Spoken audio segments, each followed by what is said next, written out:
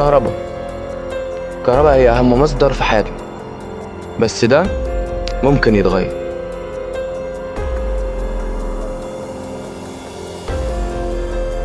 انت بكل بساطة ممكن تطفي النور لو انت مش محتاجه.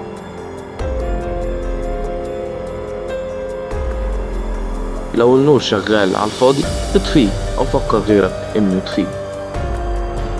بدل ما تستخدم النور على الفاضي ممكن تفتح الشبابيك وتستخدم نور الشمس عشان توفر في الكهرباء.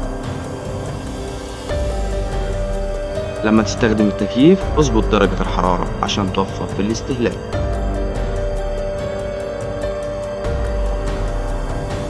تطبيقات عملية تعرفك ازاي توفر في استهلاك الكهرباء.